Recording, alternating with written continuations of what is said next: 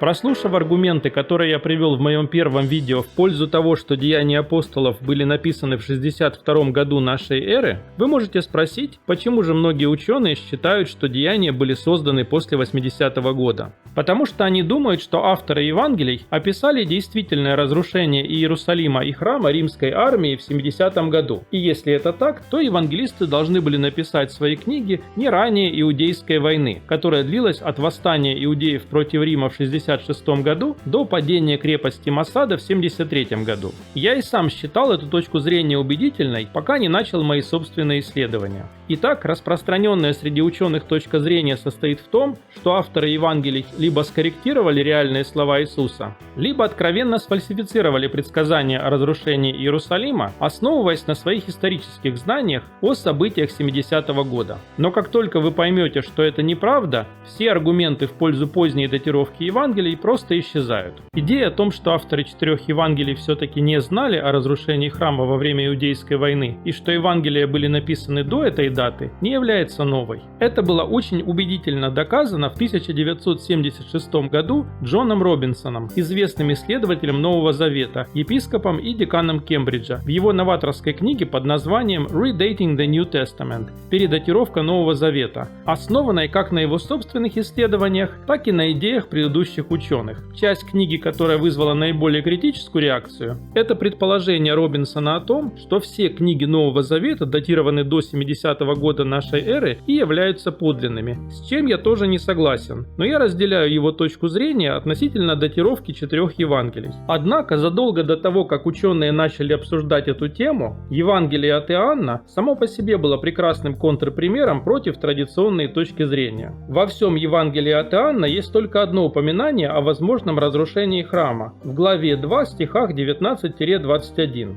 Иисус сказал им в ответ: «Разрушьте храм сей, и я в 3 дня воздвигну его». На это сказали иудеи: «Сей храм строился 46 лет, и ты в 3 дня воздвигнешь его?» А он говорил о храме тела своего. Итак, здесь мы имеем буквально ту самую ситуацию, которую сторонники поздней датировки считают невозможной. Иисус говорит о разрушении храма не как о реальном историческом событии, а как о метафоре своей будущей смерти. Представьте, что некто действительно писал эти слова после событий 70-го года. Он не мог помнить слова Иисуса дословно, но помнил, что Иисус говорил что-то о каком-то разрушении храма и знал, что храм действительно был разрушен. Почему же автор тут же отвергает настолько впечатляющее пророчество и сообщает нам, что это метафора, что речь идет не о реальном разрушении храма, а о смерти Иисуса? Почему бы автору не сделать вывод, что это был еще один случай, когда апостолы неправильно поняли Иисуса, и сообщить читателям, что да, Иисус действительно предсказал разрушение храма? И тем более автору Евангелия не было никакого логического смысла выдумывать цитату на основании информации о реальном разрушении храма в 70-м году и тут же самому отрицать, что речь идет об этом разрушении. Единственное правдоподобное объяснение состоит в том, что автор Евангелия от Иоанна не знал, что храм будет разрушен, поскольку писал все это задолго до 70-го года. И авторы 3 других Евангелий, каждый по-своему, пересказали известные слова Иисуса о разрушении храма. Им не надо было ждать до 70-го года для якобы выдумывания истории об этом. В 3 синоптических Евангелиях действительно есть утверждения, похожие на пророчество о том, что храм будет разрушен. Но главный вопрос к тем, кто считает, что авторы Евангелий писали свои тексты после 70-го года и якобы подделали слова Иисуса, основываясь на фактическом разрушении Иерусалима и храма, заключается в том, почему детали в этих предполагаемых евангельских так называемых ложных предсказаниях не соответствуют реальным деталям событий 70-го года, описанных такими историками, как Иосиф Флавий. Я могу себе представить, что кто-то может сфальсифицировать предсказания о прошедших событиях. И я понимаю, что эти фальшивые предсказания должны звучать туманно и расплывчато, иначе подделка будет слишком очевидной. Но зачем фальсификатору добавлять события, которых никогда не было? И зачем упускать из виду события, которые были очень важными? Например, в книге пророка Даниила, глава 11, стихи 28-31 сказано: «И отправится царь северный в землю свою с великим богатством и враждебным намерением против святаго завета,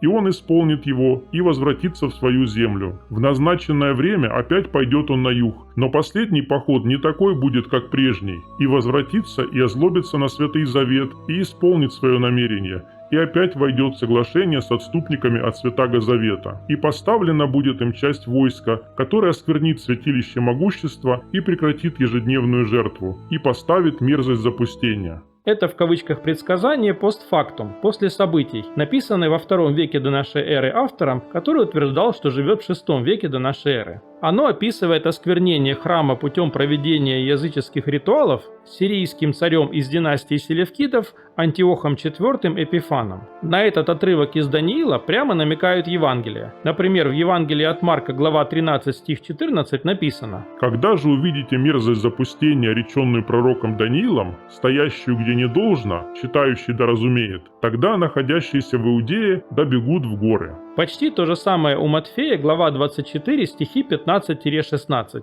«Итак, когда увидите мерзость запустения, реченную через пророка Даниила, стоящую на святом месте, читающий да разумеет, тогда находящиеся в Иудее добегут в горы». Итак, зная книгу Даниила, читатели обоих Евангелий ожидали бы похожей ситуации и в 70-м году. Римляне проведут некоторые оскверняющие ритуалы в храме, и это будет знаком для бегства христиан из Иерусалима и других частей Иудеи в некие горы. В Евангелии от Луки, глава 21, стихи 20-21, пророк Даниил не упоминается, но сказано: «Когда же увидите Иерусалим, окруженный войсками, тогда знайте, что приблизилось запустение его. Тогда находящиеся в Иудее добегут в горы, и кто в городе, выходи из него, и кто в окрестностях, не входи в него». Но это не то, что произошло в 70-м году во время Иудейской войны. Подавляющее большинство христиан уже жили далеко от Иерусалима и поэтому не пострадали от его разрушения. Согласно церковному преданию, приведенному Джоном Робинсоном, даже та небольшая христианская община, которая оставалась в Иерусалиме в 66 году, покинула город задолго до осады, пересекла реку Иордан и отправилась в город Пеллу, названный в честь места рождения Александра Македонского и расположенный на территории сегодняшней Иордании.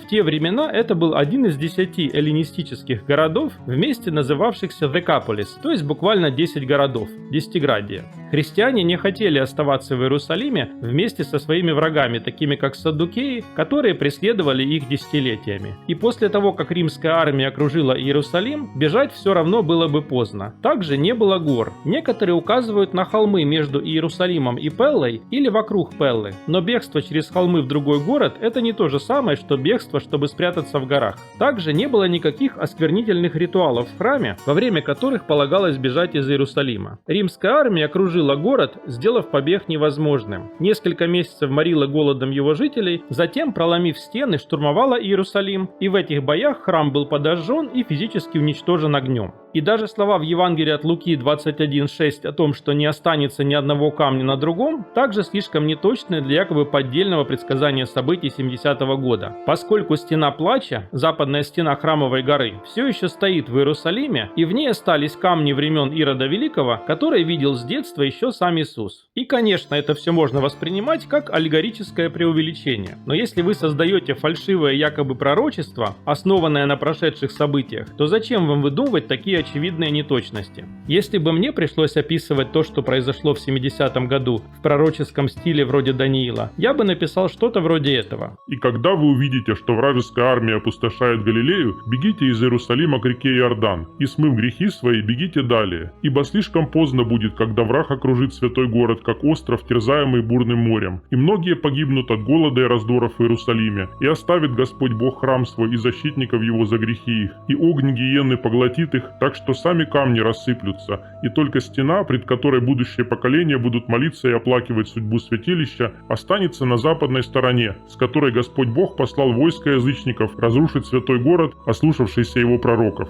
Вот это звучит с одной стороны расплывчато, но без ошибок и упущений. И как заметил Джон Робинсон, у нас действительно сохранились фальшивые пророчества о 70-м годе, написанные через несколько веков после тех событий. В апокрифических Апокалипсисе Баруха и Оракулах Севил. В Апокалипсисе Баруха 7.1 говорится: «Мы разрушили стену Сиона и сожгли место могущественного Бога». А оракулы Севил 4.125.7 говорят: «И придет в Сирию римский вождь, который сожжет храм Салимы огнем». И можете ли вы себе представить, что авторы Евангелий, помня, что Иисус использовал символ гиены огненной как божественной кары за грехи, забыли напомнить читателям, что их заклятые враги саддукеи навсегда погибли буквально в огне, как физически, так и в качестве политической партии, в то время как практически все христиане жили в безопасности вдали от Иерусалима. Могли ли христианские писатели после 70-го года не видеть в этом знак божественного милосердия к ним и проклятия их врагам? Конечно, они не обязаны были злорадствовать, они могли проявить христианское милосердие к побежденным неприятелям.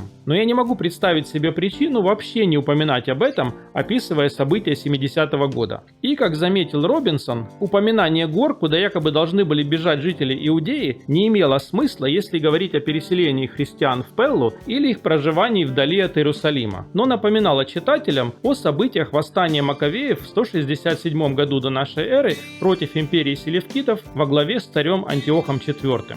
В первой книге Маккавеев, глава 2, стихи 27-28 говорится: «И воскликнул Матофия в городе громким голосом: всякий, кто ревнует по законе и стоит в завете, да идет вслед за мною. И убежал сам и сыновья его в горы, оставив все, что имели в городе». В этой же главе описывается, как повстанцы потерпели поражение в первые дни восстания, потому что они не хотели сражаться в субботу, что, вероятно, послужило источником вдохновения для Матфея, глава 24, стих 20. «Молитесь, чтобы не случилось бегство ваше зимою или в субботу». Это звучит как хороший символический образ благочестия в иудаизме, но не имело смысла в применении к христианам 70-го года, поскольку суббота уже не была настолько священной, чтобы она могла повлиять на их побег от римской армии. Как говорит сам Иисус в Евангелии от Марка, глава 2, стих 27, «Суббота создана для человека, а не человек для субботы». И христиане, переселившиеся из Иерусалима задолго до осады, наверняка могли не делать этого в субботу, если бы захотели. И, как отметил Колин Грин, если авторы Евангелий выдумали эти слова после 70-го года, то зачем им было упоминать зиму, если они знали, что осада Иерусалима продолжалась с апреля по сентябрь? Если мы уже знаем, что дело было не зимой, и это осажденным никак не помогло. И как евангелисты могли пропустить символизм того, что осада Иерусалима началась прямо перед праздником Пасхи, за пару дней до годовщины гибели Иисуса в этом городе?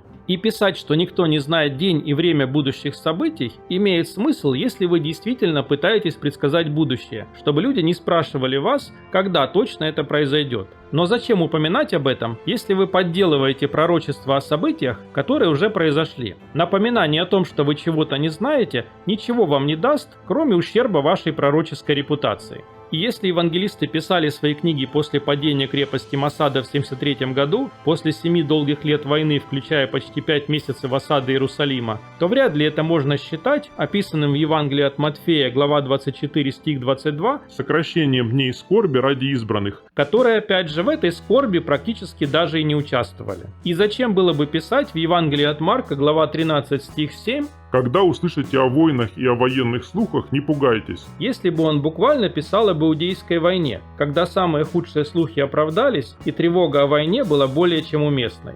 Те, кто верят в позднюю датировку Евангелий, часто утверждают, что их авторы якобы просто не хотели злорадствовать по поводу разрушения Иерусалима и храма, или не хотели упоминать реальные события 70-го года, чтобы это не выглядело анахронизмом. Но как могли авторы Евангелий одновременно якобы фальсифицировать пророчества о событиях 70-го года и избегать упоминания о них? Плюс рассказ о разрушении храма не обязательно означает злорадство. Это можно было представить как трагедию. Как в Евангелии от Матфея, глава 23, стихи 37-38, Иисус сочувственно говорит: «О Иерусалим, Иерусалим, избивающий пророков и камнями побивающий посланных к тебе! Сколько раз хотел я собрать детей твоих, как птица собирает птенцов своих под крылья, но вы не захотели. И вот оставляется вам дом ваш пуст». И, наконец, давайте вспомним самое значительное расхождение между событиями 70-го года и апокалиптическими образами в Евангелиях. После описания мерзости запустения в храме и последующих скорбей, в Евангелии от Матфея, глава 24, стихи 29-30,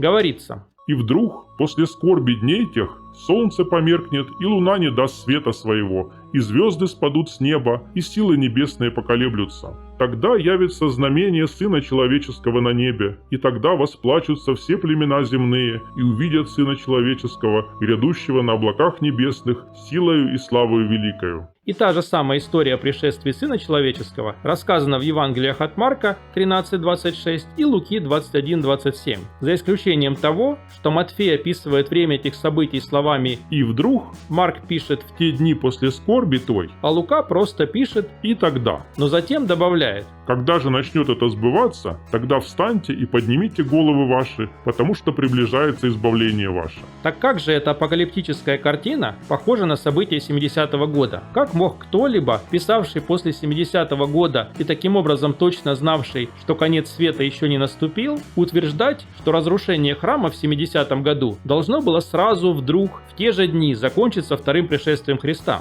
Или скорее, поскольку мы знаем, что мерзость запустения в храме в Евангелиях была стандартным апокалиптическим образом, как можно поверить, что эти отрывки Евангелия о конце света имеют какое-либо отношение к осаде Иерусалима римлянами в 70-м году?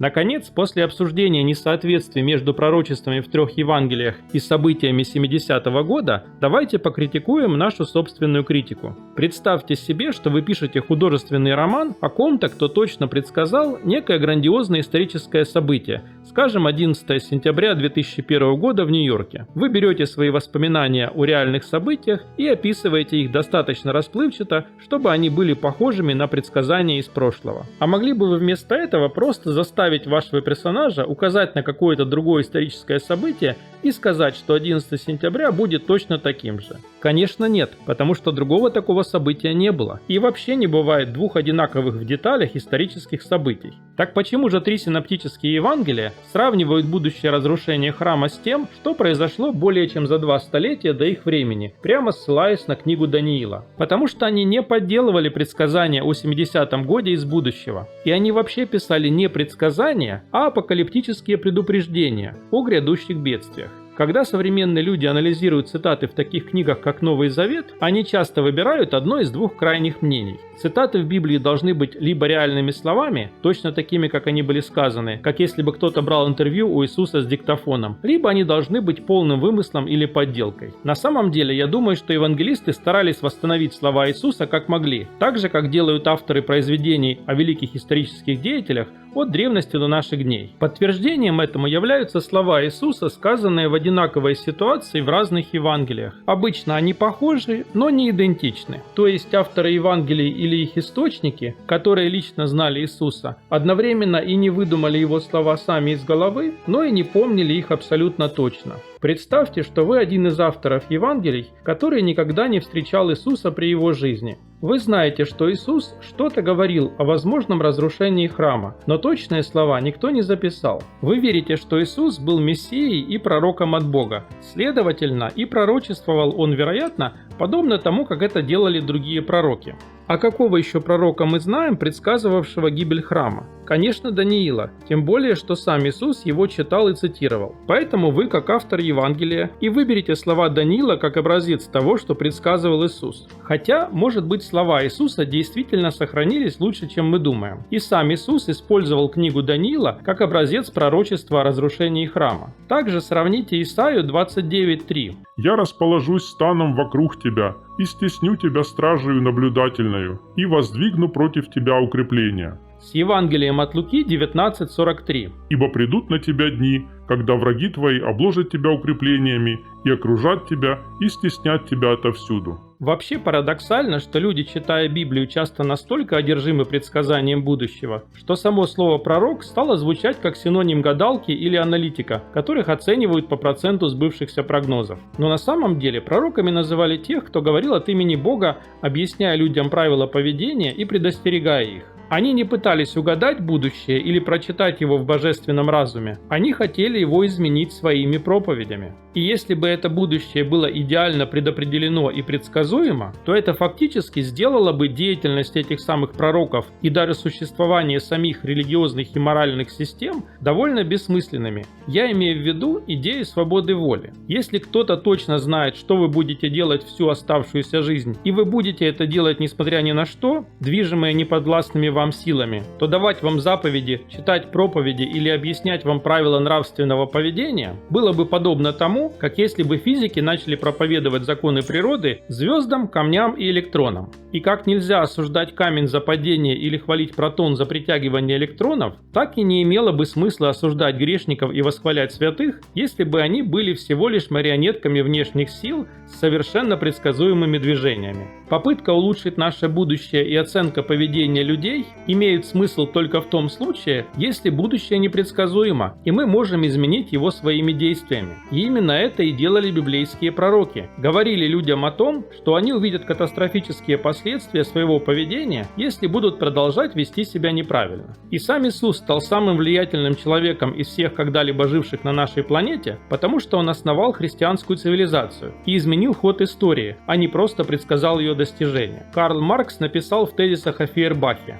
Философы лишь различным образом объясняли мир, но дело заключается в том, чтобы изменить его. Но на самом деле и философские, и религиозные деятели всех времен и народов точно так же пытались изменить мир, а не просто объяснить или предсказать неизбежные события. И точно так же авторы Евангелий не предсказывали события 70-го года как фиксированное предопределенное будущее. Они писали апокалиптические предупреждения, как и другие библейские пророки, буквально используя в качестве примера книги своих предшественников и даже их цитируя. И в нашей повседневной жизни, когда мы говорим людям, что их плохое поведение может привести к неприятностям, мы не предсказываем им мрачное неизбежное будущее, мы их предупреждаем. И мы часто это делаем, сравнивая нынешнюю ситуацию с аналогичными событиями в прошлом. Например, родители могут сказать ребенку, что если он будет бегать зимой без шапки, то простудится и будет лежать больной точно так же, как и в прошлом году. И анализируя различия между предсказаниями пророков и реальными событиями, мы сами подобны тому ребенку, который действительно простудился, но сказал своим родителям, что они ошибались, потому что они упустили все важные различия. На этот раз он пролежал 3 недели в больнице с лихорадкой, а не кашлял 2 недели дома. И эти отрывки в Евангелиях являются не поддельными предсказаниями о гибели Иерусалима, написанными после 70-го года, как полагают ученые, а реальными апокалиптическими предупреждениями Иисуса о том, что Иерусалим и храм будут разрушены, как в древние времена, если они не оставят свои греховные пути. И, как обычно бывает, предупреждения могут стать подобием предсказания будущего, если люди не хотят менять свое поведение, и трагические последствия их действий повторяются снова, пусть даже не с теми же деталями, что в прошлый раз.